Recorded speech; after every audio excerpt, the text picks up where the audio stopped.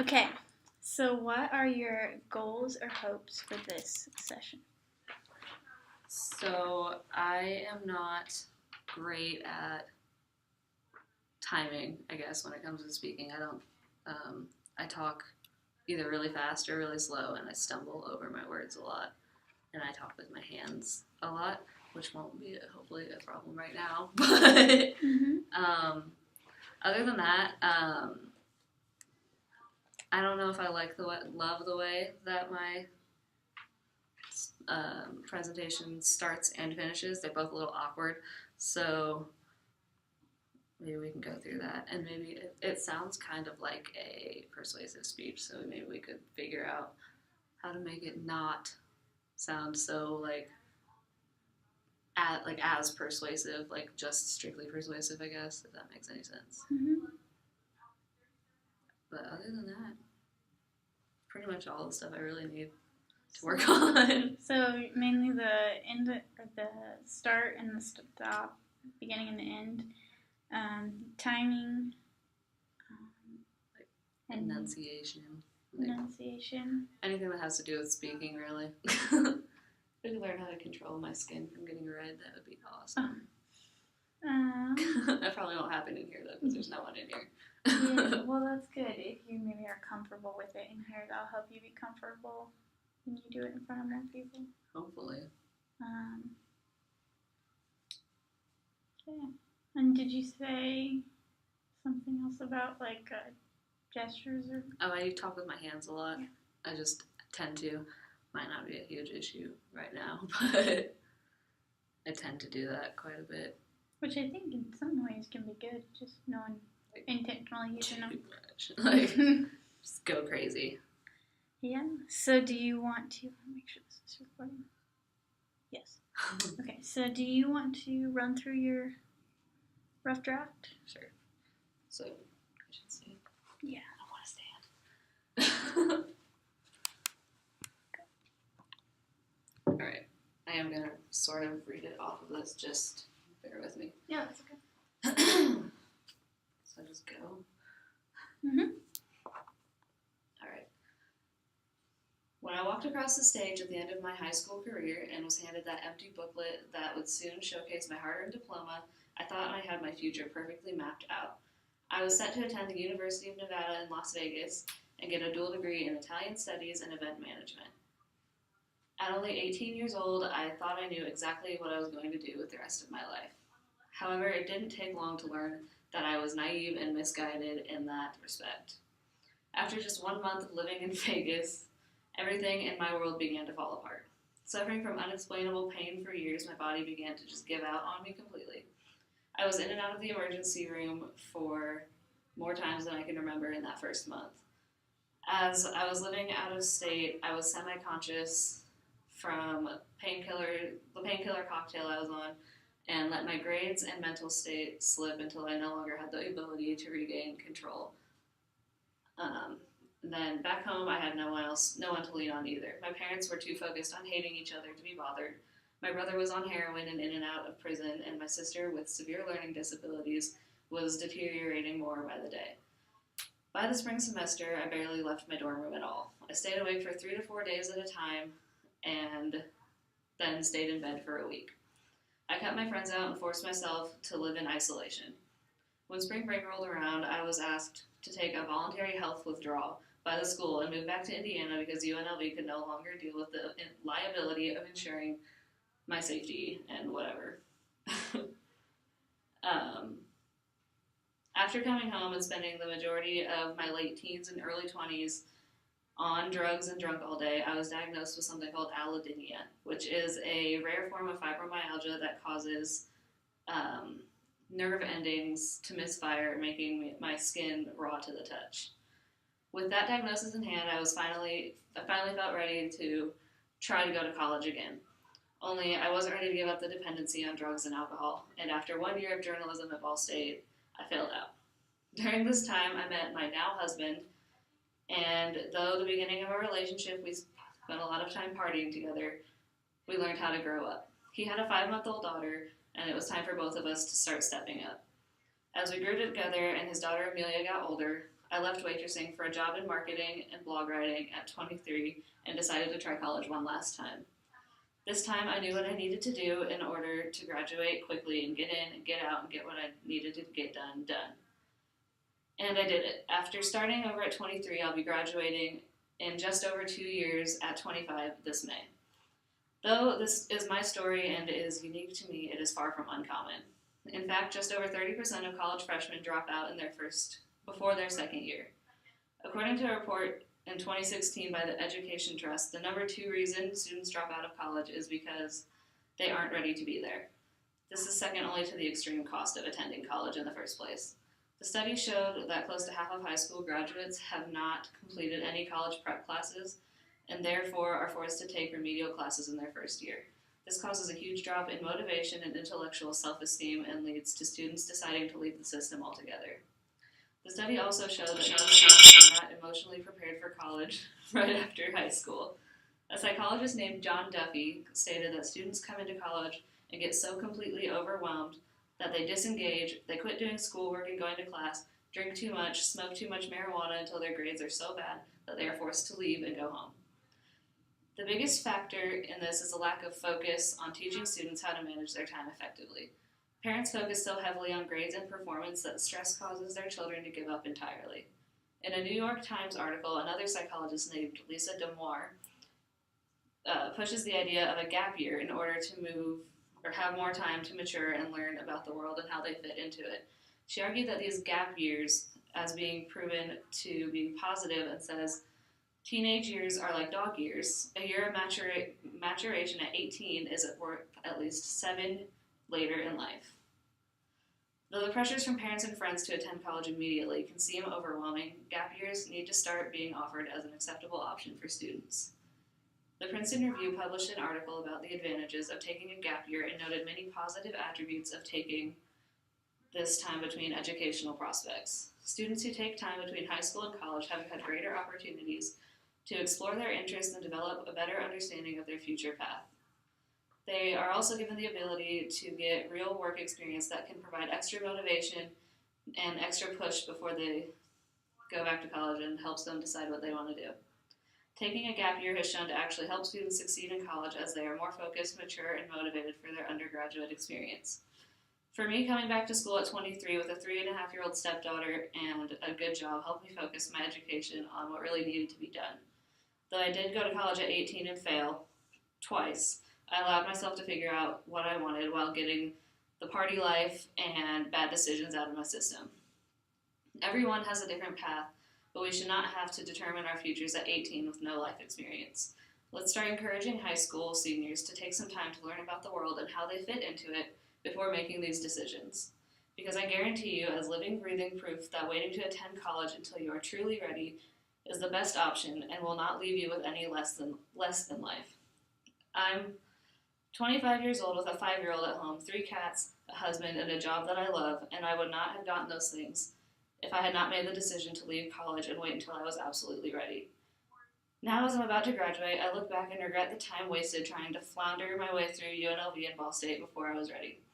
We're taught from childhood not to give into peer pressure, yet society is the master of peer pressure, especially when it comes to telling us that we should know what to do with the rest of our lives. As we grow up and mature, we learn how to think more critically about the world, which is the enemy to peer pressure. So, be the enemy and take the time, because there is no shame in waiting. Thank you. Added a little extra bow there for you. I felt like it was really loud. No, I think it was good. It was really clear. I was checking to make sure it's recording. I think it is. It looks like it's going. Yeah, and I really like your topic. I think it's, like she mentions in the rubric, talk about something that would make sense for anyone else to talk about, and I think you, chose something that's obviously really personal and, really applicable to you, which is, really good. No one else could give this exact talk. Yeah. And so it makes it really unique. And I think something else I really like is that you have, a calmness when you're speaking, so it's not... At least right now. Yeah, well, but I think that works really well. And the gestures that you used, I didn't think they were too much. I think they're good. Yeah. And if, yeah. I know holding my phone probably threw it off a little bit, but... in a way, but I think maybe even just that one, when you used it, was helpful. And so, and then one of the things that you could, like, focus on when we go through it more is just, you were looking, like, up a lot, and so instead of, like, looking at the audience, which isn't here, so that feels kind of hard, which I think can also be a temptation to, like, look up to think, like, oh, what am I going to say? Yeah. What do I have to say? That's totally what I was doing, too. Yeah. But just to kind of be aware of that. And then there were parts where I felt like you were going kind of quickly through things, and the slower it is, I think it allows me to, like, hear what you have to say, and because what you have to say is important and interesting. Especially the beginning felt a little rushed, and I was like, oh, I want to hear, like... You know, it's not so common for people in Indiana to always go to Nevada for school. Like, that's a big step, and that's, I think that can even be presented as, however the emotion, you just felt calm, but I'm like, you know, it felt like an exciting thing at the beginning to be going somewhere. I think you can have those emotions come out in your, you know, the parts that are really sad can be a little more calm, and the parts that are exciting can be exciting. But I like that you begin it and end it with your own story and how it connects to you. And then you use supporting evidence and stuff throughout the middle. Yeah, it's going to be hard to memorize. Yeah, well, I think you maybe don't even need to focus so much on getting it, like, kind of find some peace maybe in, like, oh, I could give this talk 5 times, and I'm not going to say the exact same thing. Yeah. But I'm going to, like, maybe it's helpful to write out an outline with, like, 5 words, like, beginning, and then the few points you want to hit in the middle, like, Nevada, you went away, okay, next thing, you know. Yeah. Meeting. Comes back, you know. Yeah, year like of journalism. Meets your boyfriend or husband now. Like, each of those pieces, so then you just focus on, like, what are you going to say? But when you actually talk about those things, it can be natural. Yeah. And it doesn't have to be a specific wording. Yeah. Mm-hmm. Yeah, just, like, work on that. Yeah, what are the main points that you want to say? But we don't have to talk about that right now. That can be more later. But yeah, and I like it a lot. I like what you have to say, and I think, especially for rough draft, that's a really good start.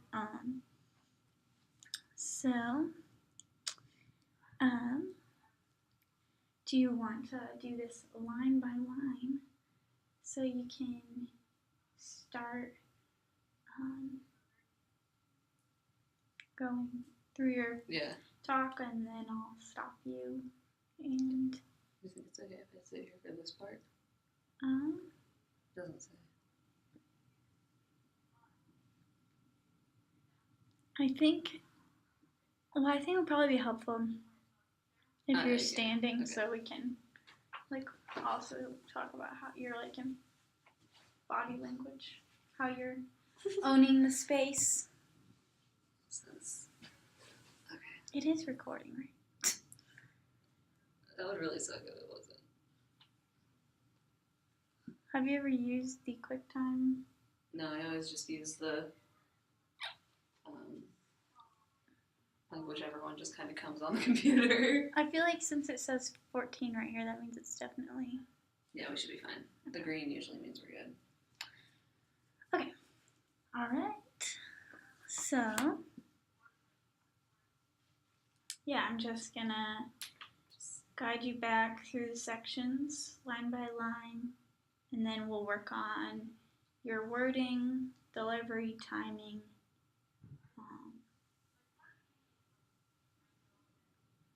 And some lines we may go through again. Okay. So just want me to go, and then you'll stop me at some point? Okay.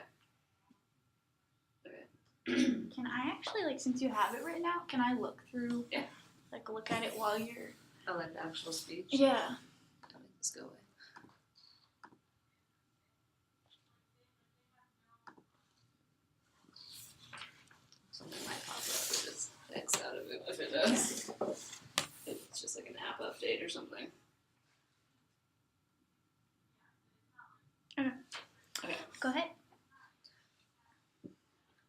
walked across the stage at the end of my high school career and was handed that empty booklet that would soon showcase my hard-earned diploma, I thought I had my future perfectly mapped out.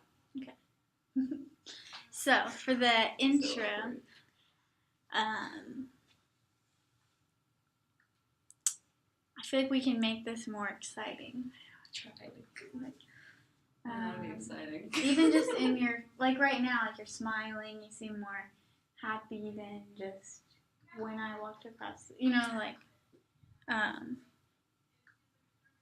but I think you can, I don't know if it would be helpful to like, kind of, like when you go to start it, be like, when I walk, walk. As you're talking about walking. And kind of even with your hands, like, handed my high school diploma. I don't know. Okay. I can try it, see if it works. Sure. Okay. Okay. I know, it's just weird. When I walked across the stage at the end of my high school career and was handed that empty booklet that would soon showcase my hard-earned diploma, I thought I had my entire future mapped out. I was set to attend the University of Nevada in Las Vegas and earn a dual degree in Italian Studies and Event Management. All right. I'm trying to read it as I go. Yeah. Which, this time you talked very fast. But I thought that it did seem more engaging than previous times. So just I think, slow down. Yeah. Okay. You have a whole 10 minutes. I can totally slow down. And I think what you have can be 10 minutes. Like, I don't think you have to add a bunch of stuff. I think you can just focus more on the whole presentation, like using your body and being comfortable with your body and your face and facial expressions, like as a whole thing. Yeah. It will then be, I think, 10 minutes. Okay. So I start over again? Yes. Okay. Yeah. And just don't worry about saying anything specific or getting it right. Just try and focus on maybe like being really comfortable with what you're saying. Okay. When I walked across the stage at the end of my high school career and was handed that blank booklet that would soon showcase my hard-earned diploma, I thought I had my entire life mapped out. I was going to attend the University of Las Vegas in Nevada. I'm going to say that wrong. The University of Nevada in Las Vegas and earn a dual degree in Italian Studies and Event Management. At only 18 years old, I knew exactly what I wanted to do with the rest of my life. Or so I thought. Okay. So, I like that. That was even better. And you seem so much more comfortable. Even if you don't feel like it, you seem so much more comfortable. Well, and even in that one moment when you were like, I'm going to forget that. Like, had you not said, I'm going to forget that, yeah, you, like, stopping for a minute and smiling was, like, engaging. Like, it was fine. I think... I just don't want to say the school wrong. Like, I keep saying the school we don't know wrong. the school. Like, I'm not very familiar with schools in Nevada, so... There's only 2. Yeah, so, but I mean, I don't think it's going to hurt you to stop for a minute and think, oh, what was I going to say? Okay. So, okay. You can just start at only 18 years old. Okay. At only 18 years old, I thought I knew exactly what I was going to do with the rest of my life. However, it didn't take long to learn that I was naive and misguided in that respect. After just 1 month of living in Vegas, everything in my world began to crumble. Suffering from unexplainable pain for years, my body began to give out on me. Stop there. Let's just give out. I added the me. Yes.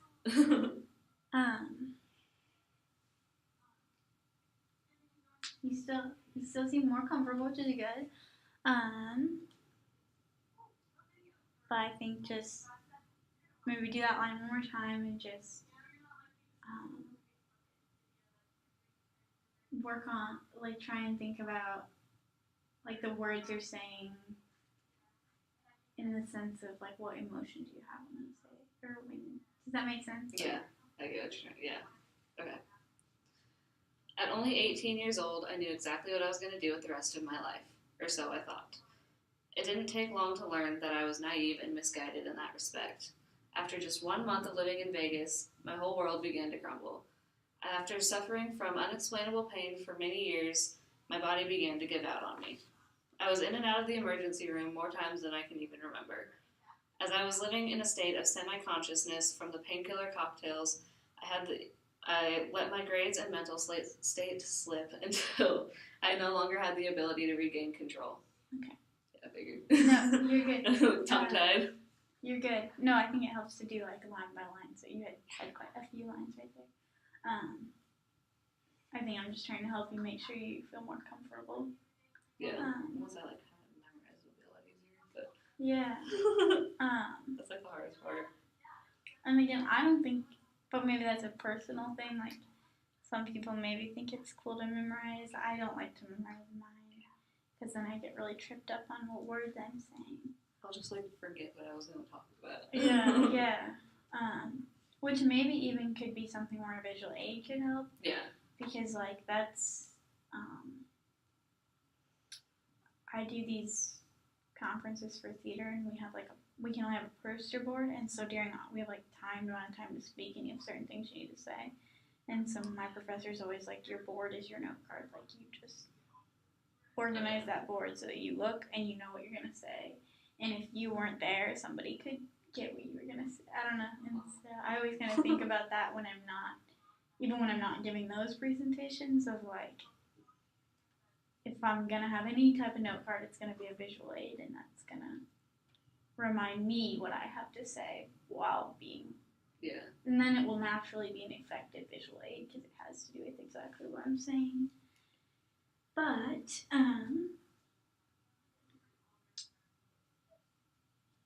yes. So I think we can. But like we want to skip around too. Yeah, well, I think we can come back with suffering from unexplainable pain. Okay. Start around there, but just work on taking your time. Okay. And pacing it out this time. Okay. Suffering from unexplainable pain for many years, my body completely began to give out on me. I was in and out of the emergency room more times than I could even remember. Okay. And sorry, I'm stopping you. did I start talking really fast again? No, your pace was better this time. I just thought of something else that I was like, okay. I think we could. When you say your body began to give out on you, and just right now while you're speaking, maybe if you like think about kind of being open, because right now when you're talking you're very like closed off. Okay. But if you're like even just simple as like having your hands out, which I know the one you mean, but yeah. Even just because like right now it's very like closed, which I think in return also probably doesn't make you feel as comfortable. And you are talking about something personal, so, like, but I think awkward. That what you have to say is really important, and sharing your own story is like really important because then other people can connect, and that's like personal stories are the most engaging, I think. Yeah, they're also really uncomfortable to give, but it's like a win-lose situation. Well, I think if you work on believing that your story matters and is important, then you will have more confidence to share it. I didn't know if I was going to fall asleep on us. Yeah, we're good. But when you give that line, when you say, like, your body gave out, I think your inflection can change. That's, like, an easy moment to kind of be like, my body gave out. Like, show that. Drop your shoulders or, and then regain your posture. I don't know. Yeah, I got it. Just an idea. So. Okay. So start there again? Yeah. Okay. Suffering from unexplainable pain for years, my body began to completely give out on me. I was in and out of emergency rooms more times than I can even remember, and was living in such a state of semi-consciousness from the painkiller cocktail that my grades slipped, my mental state slipped, and it became nearly impossible to regain control. Back home, I had no one to lean on. My parents were too focused on hating each other to be bothered. I had a brother who was on heroin and in and out of prison, and my younger sister, who suffers from severe mental disabilities, was just deteriorating faster by the day. By the spring semester, Sorry, cut you off right there. It kind of like shifts after that. Yeah. Well, and that shift right there, I think, you can tell that story with. Oh, we got an update. It's trying to do not now. You can maybe tell. I'm not great at the whole body language, but you can maybe tell this story. My idea is through your body language, in the sense of like move to a different place, or maybe try moving to a different place every time you talk about, because you're talking about like 3 specific different people. So like my parents, my brother, my sister, you know, and like even maybe use the same, like my parents, my brother, my sister, to show that's 3, like that's a really clear 3 points.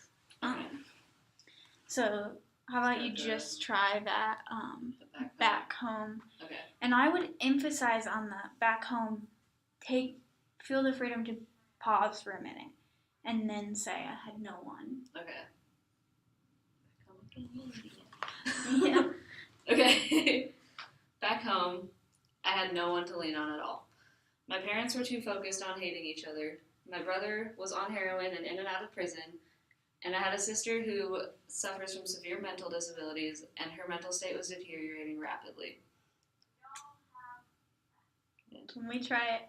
I think that was the moving thing. That was better. It was better. And I liked, like even when you said I had no one to lean on at all. Like that's more emotion, more inflection. Feel free to add those little words that give us more of that emotion. But if you're gonna move, I would commit to the move. Yeah, I was kind of because you're just kind of pivoting. I think the more confident you are in your body language of like taking a step, take a full step. Yeah. Felt like I was gonna go off screen too. So yeah. Like, okay. Oh, don't worry about it. I'll move this. All right. Okay. Go ahead and start just from back home. Okay. Back home, I had no one to lean on at all. My parents were too busy hating each other to be bothered.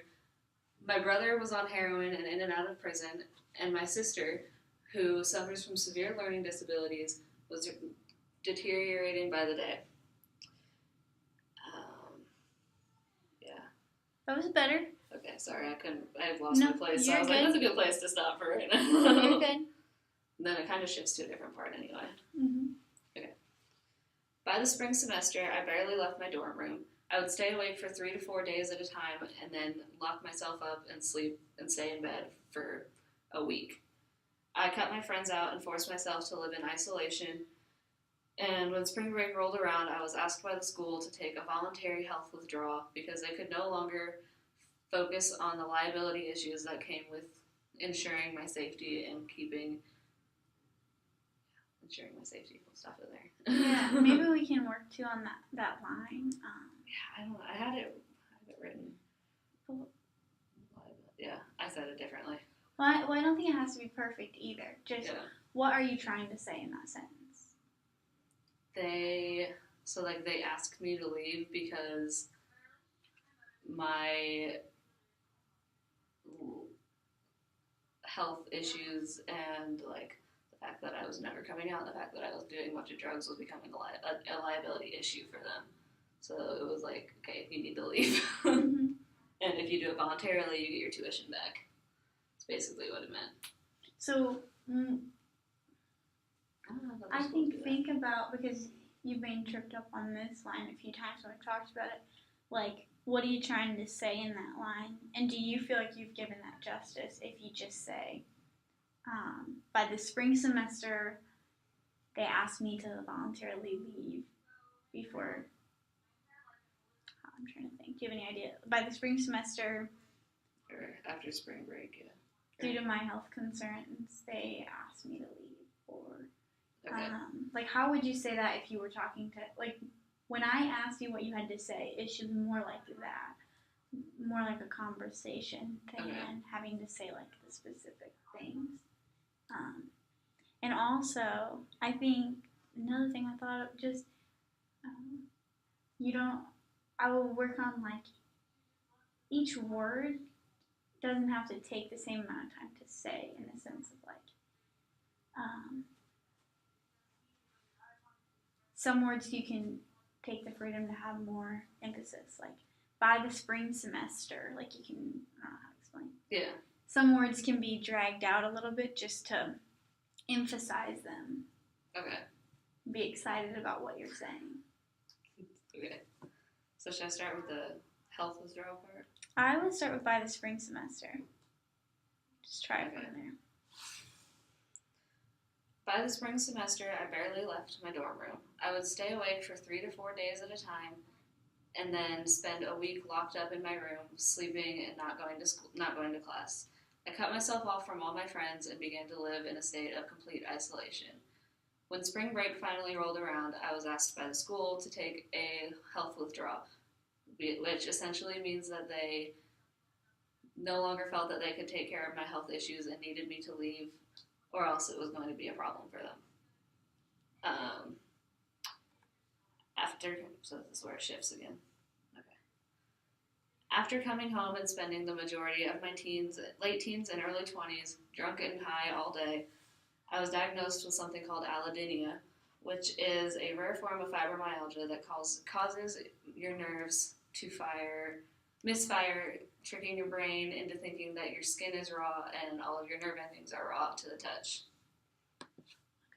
I figured No, you're good. I was like, and I kind of got distracted, so you're good. Because I was. really want to explain what that is any more than that, because I feel like it'll just take up too much out of the actual story.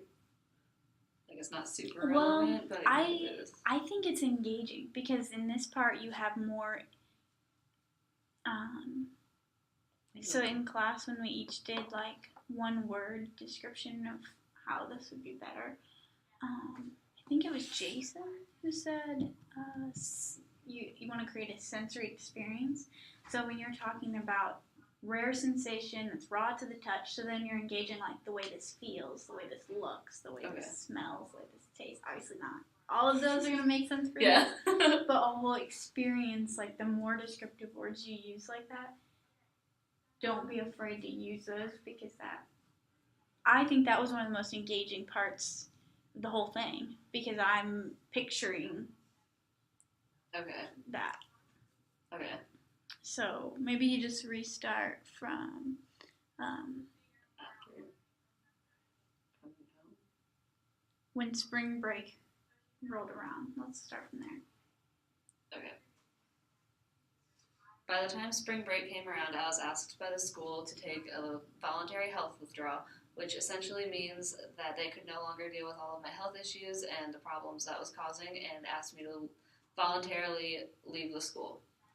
So after spending the majority of my late teens and early 20s in a state drunk and high all the time, I was finally diagnosed with something called allodynia, which is a rare form of fibromyalgia that misfires your nerves, sending pain signals to your brain, telling you that your skin is raw to the touch. Anything that touches it will just feel like your skin is on fire. How else to say that? Yeah. No, that was I don't know good. how to explain it. Like, it's weird. Well, and I don't think you have to get it perfectly. Yeah, that's just something that's like, I'll explain it the best I can. Like, that's all you can do. Yeah. Okay. And I liked how when you were talking there, you looked around, which I think we can still work on. Like you can look at me, and I keep looking up.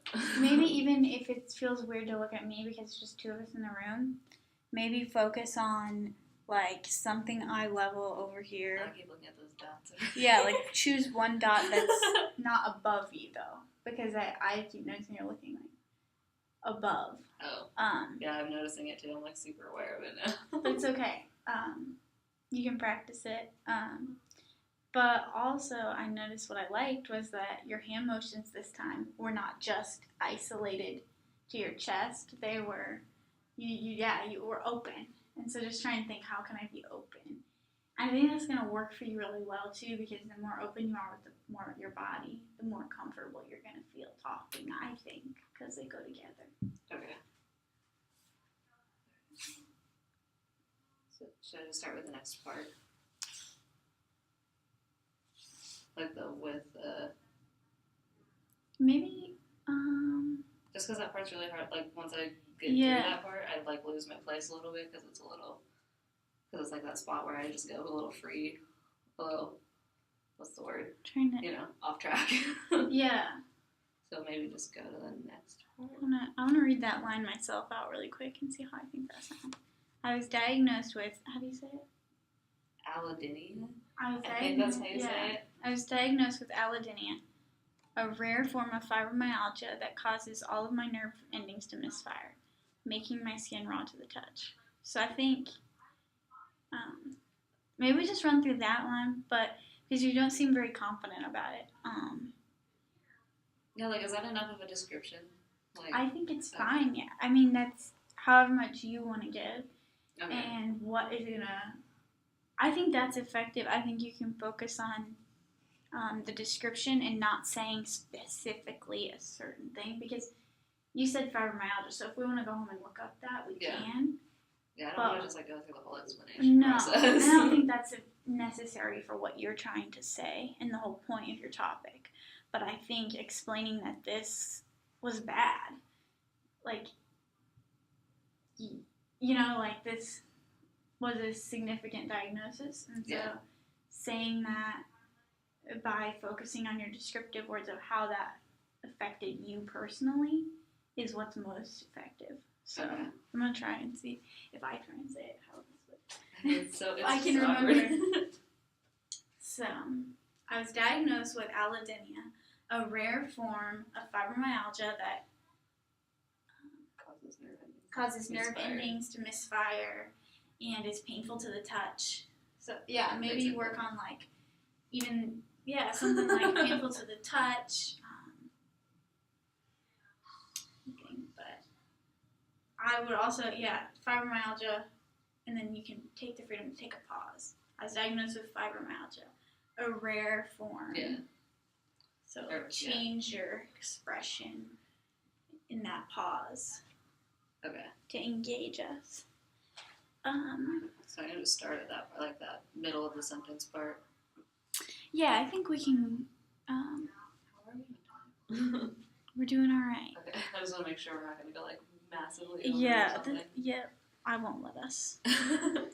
Okay, so like there's a comma where it says that. I could just start there. Yeah, go for it. Okay. I was diagnosed with allodynia, a rare form of fibromyalgia that causes nerve endings to misfire and makes your skin raw to the touch. With the diagnosis finally in hand, I felt ready to try college again. Only I wasn't ready to give up my dependency on drugs and alcohol, and after 1 year of journalism at Ball State, I failed out. During this time, I met my now husband, and though we spent the beginning of our relationship partying together, we eventually realized that we had to grow up because he had a 5-month-old daughter, and it was time to step up as parents. As we grew together and his daughter Amelia got older, I left waitressing for a job in marketing and blog writing, and at 23 decided to try college one last time. Okay. I like. No, you're doing good. I liked the. So when you talked about, like, although we spent that first year, was it? Ish, yeah. Year partying, like, you kind of had a little more of an expression there. I think you can enhance that. Like, you, does that make sense? Yeah. Like engage with that expression, because you kind of shook your head, and you were like, although, engage with that. Okay. Because that's engaging and natural. So just go with that natural emotion that you have. Okay.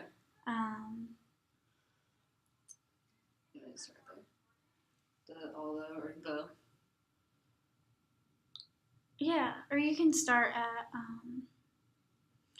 Okay, yeah, that's what I was thinking. So I think a big transition too that you can emphasize with a different, like moving to a different space, is when you're saying, during this time I met my now husband. That feels like a significant, like Sorry. no, you're good. Take my That shoes just off. feels like a significant, transition. And it Okay. also feels like things might be changing for the better. Okay, yeah. So you that's can like kind of smile, Okay. So start with during this time. project some happiness. Not that you're not happy, but you know what I mean. Okay. Okay, go for it.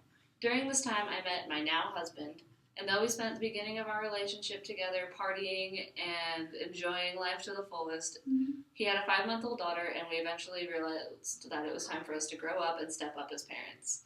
As we grew together and his daughter Amelia got older, I left waitressing for a job in marketing and blog writing, and at 23 decided that I was ready to give college one more try. This time I knew what I needed to do in order to get in, get out, and get what I needed to do done. And after starting over at 23, I will be graduating in just over 2 years in May. Yeah. You're good. That's a transition period anyway. Yeah. So this is kind of back a minute, but when you're talking about your husband, it might even be nice to include his name. My now husband. Okay. Travis. Yeah. I think that then I'm not thinking of some abstract person. I have a name. Yeah, I think for my presentation, like my visual aid, I'm only going to use pictures for like this point, this point, this point. So it'll be up there at some point, but you know. Then that's one Which more helps, touch but point. yeah. Face, name. But yeah. And then as you're talking about, why don't we start at the part where you're talking about switching to a marketing job? Okay. Because that part you sped up really quickly. Okay. And so just like I had that part memorized. So yeah, yeah. you can paste that down. And if you do have that part memorized, maybe if you feel comfortable, like putting your phone down for a minute and just saying, just talk about starting a job for marketing until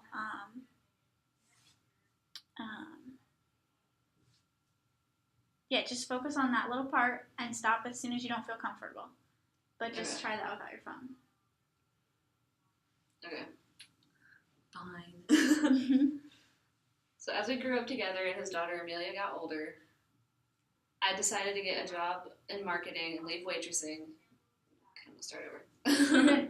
As we grew together and his daughter Amelia got older, I decided to leave waitressing and accept a job in marketing and blog writing.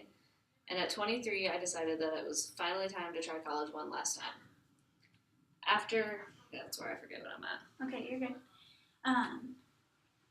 So can you maybe look at, that was better, just look at my dot. Yeah, well, no, I was going to say, can you maybe just think for a second, what do you want to say when you're going to talk about, 23 in this transition?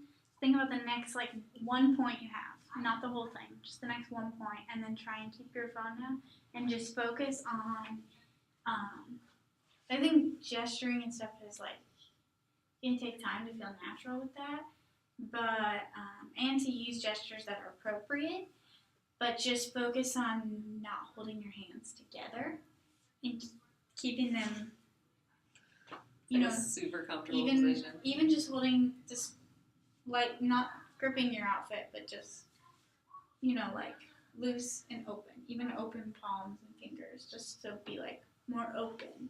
Okay.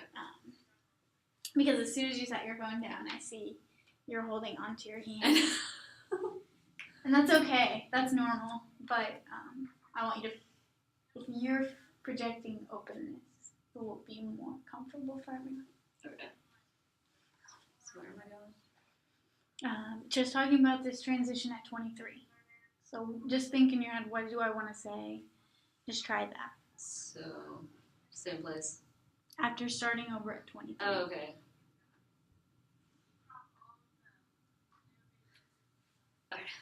After starting over at 23. It's okay. You can take that. I don't remember what I was saying now. I need this. Okay. After starting over at 23, I will be graduating at 25 in just over 2 years this May. Though this is my story and is unique to me, it is far from uncommon. Far from uncommon. Now can you try those 2 lines without your phone? What are you making me do?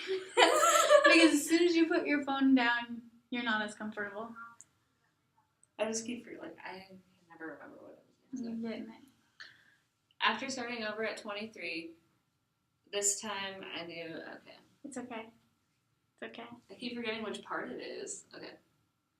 So you want to say that you start over at 23. Graduating in 2 years. And that's what that sentence is. Yeah, and that doesn't have to be. Yeah, I just keep getting it mixed up with another sentence. So that's why I'm like... This story is unique to me, but it's not uncommon. And I think that though this story is unique to me, it's far from uncommon. That can be a call to action. That's a really good moment to grip the audience because that's where you're connecting your audience to your story. Okay. So start at the same spot? Yep. Okay. After starting over at 23, I will be graduating at 25 in just under 2 years this May. Though this story is unique to me and though this is my story and is completely unique to me, it is far from uncommon.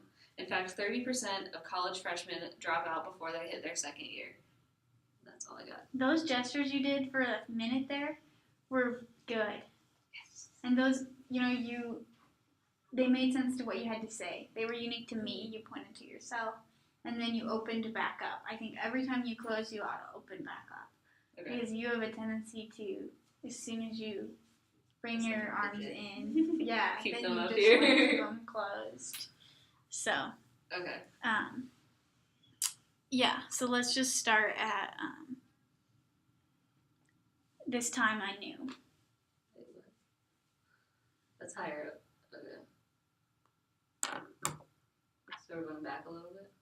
Oh, just kidding. This story is unique to me, but it's far from uncommon. Just start there. This is a whole new thing. And how about this time? This story is unique to me. That being like, just it's unique to me. Okay. But then open up. Okay. It applies to you too. Here's a call to action. Okay. Though this is my story and it's completely unique to me, it is far from uncommon. Mm-hmm. In fact, almost 30% of college freshmen drop out after their first year. According to a report in 2016 by Education Trust, the number 2 reason students drop out of college is because they aren't ready to be there. And I just need this back now. This is second only to the extreme cost of attending college in the first place. This study showed that close to half of high school graduates have not completed any college prep classes and therefore are forced to take remedial classes their first year in college. This causes a huge drop in motivation and a drop in self-esteem and intellectual ability that leads to students deciding to leave the system altogether, and most of them don't end up returning. The study also showed that students are not emotionally prepared for college right after high school. A psychologist named John Duffy stated that students come into college and get so completely overwhelmed that they disengage and quit going to class, start drinking too much and smoking too much, and eventually fail out and have to leave the school altogether. Mm-hmm. The biggest factor in this is a lack of focus on teaching students how to manage their time effectively.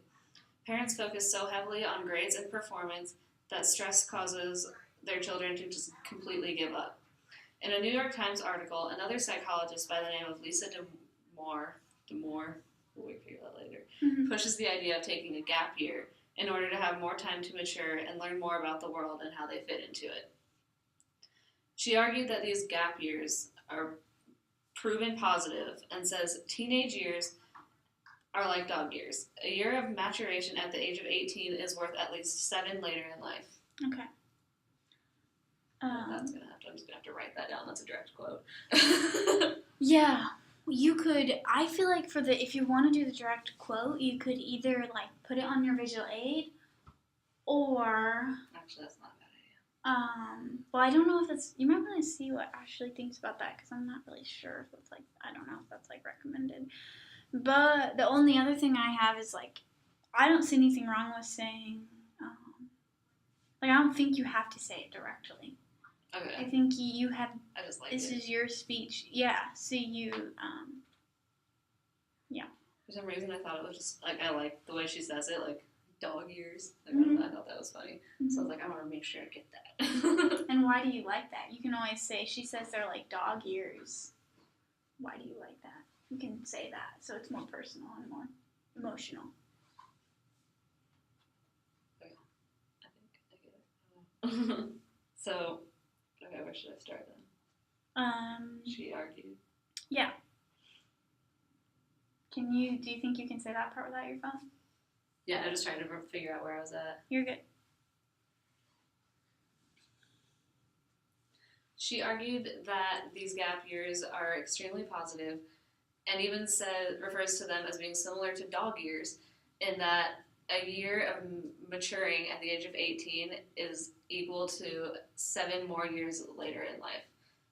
Yeah. Good. Okay. Though the pressures from parents and friends to attend college immediately can seem overwhelming, gap years need to start being offered as an acceptable option for students. The Princeton Review published an article about the advantages of taking a gap year and noted many positive attributes of taking this time between educational prospects. Students who take time between high school and college have greater opportunities to explore their interests and develop a better understanding of their future path. Okay. Can you just re-say that one line right there? Because that was where things kind of... Okay. You got less excited and... Okay. Not that it has to be exciting, but you seemed less engaged. Okay. And can you say it without your phone? No.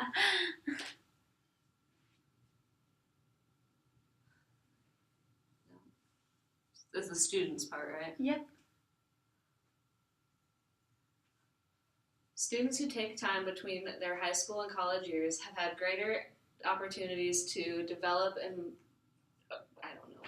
No, you're good. Have had greater opportunities to explore their interests.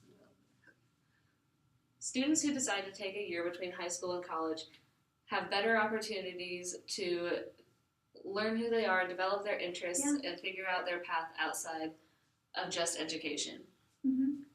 Yeah, I like that even better than what was exactly written down. Okay. Because that's more applicable. It doesn't sound like a textbook. It's figuring out who you are, which is the whole point of what you're trying to say. Yep, Okay. That's good. Okay. They are also given the ability or the opportunity to get real work experience that can be applicable to when they go back to college and actually give them a better motivational push to graduate on time or even faster than on time. Taking a gap year has shown to actually help students succeed in college as they are more focused, more mature, and more motivated for their undergraduate experience.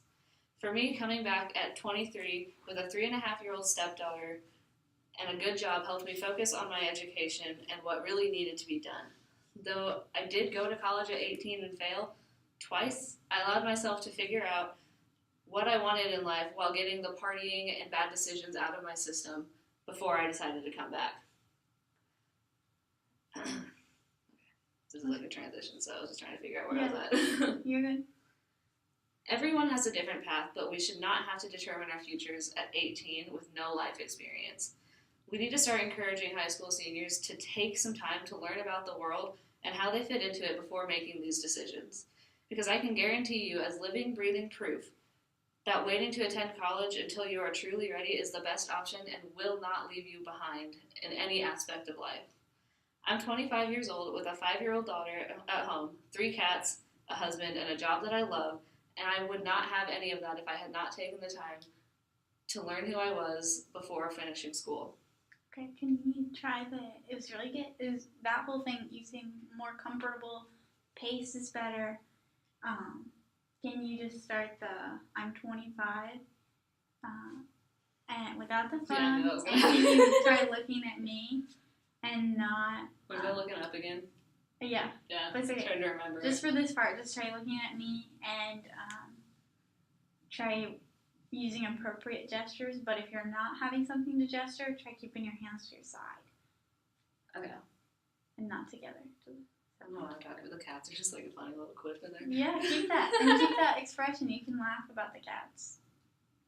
You don't have to rush the laugh. You can be comfortable with that. Okay. I'm 25 years old with 3 cats. Oh, I'm gonna start over. Okay. Okay. I'm 25 years old with a 5-year-old at home, 3 cats, a husband, and a job that I love. And I can guarantee you that I wouldn't have that if I hadn't taken the time to learn who I was before I went to college. That's all I remember. Good.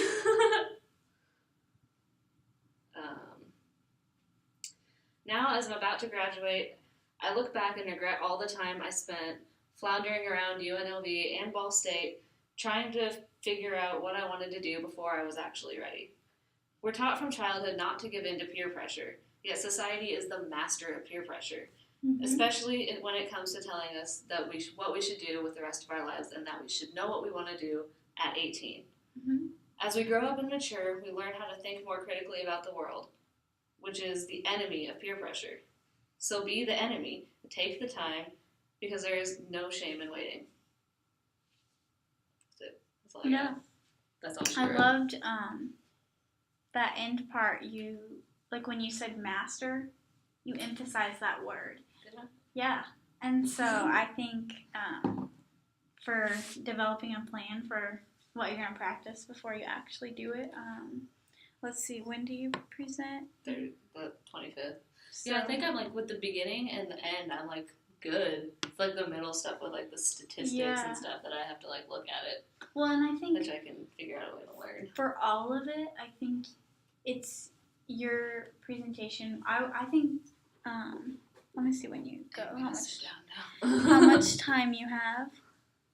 So you have like just over a week. So I would recommend, honestly, I think it would be beneficial for you to make an outline of just the main points you want to address, and then start giving your presentation a few times with the outline, maybe like once or twice just with the outline, maybe even like big print taped to the wall so you're not holding on to it. I think you should practice, every time you practice, don't hold on to your phone or a note card or anything, and then just practice hands to the side or doing something, but not together, because as soon as they lock, you don't unlock them.